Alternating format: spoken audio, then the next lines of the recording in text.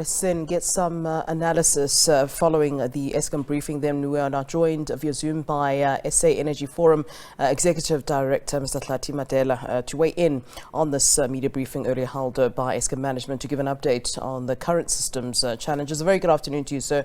Thank you for joining us here on SABC News. Good afternoon to you, ma'am, and good afternoon to your listeners. I mean, we're hearing that, the power supply is likely to remain tight for the duration of this year, for the whole of 2023. But we're also then being told of this energy plan, and we're also at the same time being told that, that we have world-class system. I mean, all these statements seemingly contradictory. What do you make of what we heard this afternoon? What I make of what the Eskom has communicated this afternoon is that the man who's on his way out, he continues to bank on the private sector as if we, the people on the ground, don't know what private sector does when it comes in.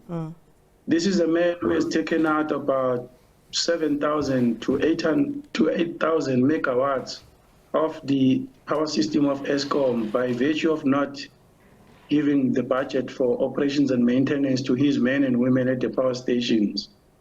He now comes here and say there's going to be 9,200 coming from the private sector. Yeah.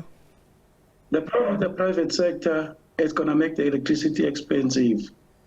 And the good thing is that Eskom can be fixed. It's this man that must leave under the radar and his people. We are glad that Minister Sabotage, who is the Minister of Mineral Resources and Energy, accept the task that has been given that Eskom must be moved under his department, because we all know what he stands for. So to answer your question, what I make out of this, why are we listening to under the radar? The issue at hand here is that the Minister of Mineral Resources and Energy has come up with a proposal that has us fast-track the procurement of the power ships to buy ourselves 2 years. To arrest load shedding, and then we can deal with the other problems. Yeah. Some say that, the blame can't just be put, on the doorstep of Andre de Ruyter, that, Eskom itself has problems that have always been there. Wherever you put there, we're likely to see the same crises. You seem to disagree with this. Do you think that things will be better and will improve with Eskom once he's out? Yes, it's not going to improve. Load shedding will be the history. The two important men in this country are speaking the same language. President Ramaphosa has called for Eskom to be moved to the right-minded Minister of Department of Mineral Resources and Energy, Madela. Madela is providing a solution that seeks to eliminate load shedding altogether. So there is a solution. It's happy times, but unfortunately, the Democratic Alliance and its partners are opposing all of this. So we're not worried about easing the situation. The situation can now be resolved. Yeah. We just have to be careful that the ANC doesn't go through its friend allies in terms of tender and procurement. And then there was also the issue of, we keep hearing about sabotage, but what was also spoken about was what is perceived to be criminal syndicates at several power stations. I mean, one would think that, there'd be the best security at these particular sites. Why is this not the case? And what do you make of, all this talk of sabotage and now criminal syndicates? Well, the sabotage, we want to believe it at the moment that it plays a bigger role. It has an impact, but we want to believe that on the Eskom generation, it plays a bigger role. I can understand sabotage on the infrastructure, your transformers, your municipalities network and all of that. But none of these culprits go up the transmission line and manipulate it at the top. But at the power station level, Eskom has got enough resources to make sure that the sabotage doesn't happen there.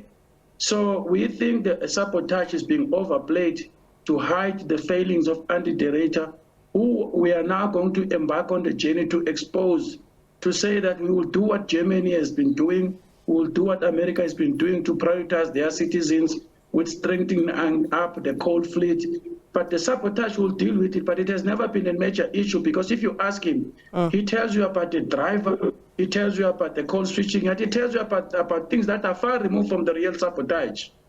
Yeah, and you know, Eskom's recovery plan, as it seems, is highly dependent on both internal and external factors. In your understanding, what do those factors of collaboration look like? And do you think, and I mean, you've already made it clear that, you know, you don't think that there is space to welcome the private sector. So apart from the private sector, what do you think the actual solution then is? Because this has been the proposal, really, that, you know, the private sector certainly gets involved when it comes to Eskom bringing solutions to the Eskom crisis.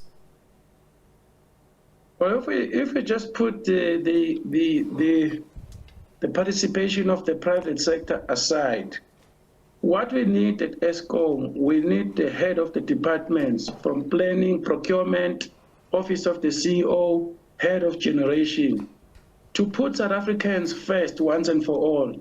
And if they do that, they are able to work with the law enforcement agencies to criminalize any act that has been done, irrespective of who committed that act.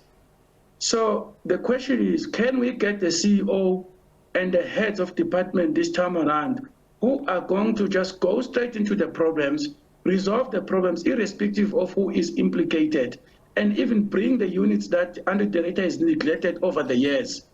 That remains to be seen whether we'll get the men and women that have got the right mentality to deal with those challenges. It's technical challenges that can be resolved, but they require someone who transcends this thing of being submissive to the politicians or the investors who don't want to be exposed. Eskom has operated before. All you need to do is to take it back where it was before and reverse all the decisions that brought us here. Can we get strong enough executive heads and the CEO and the COO that can reverse all of those things and reinstall law and order at Eskom? That's the question. All right. Thanks very much for giving us your input then this afternoon. We certainly do appreciate it. That is SA Energy Forum Executive Director Hlathi Madela weighing in on that media briefing that was earlier held by Eskom management, giving us the update on the current system challenge.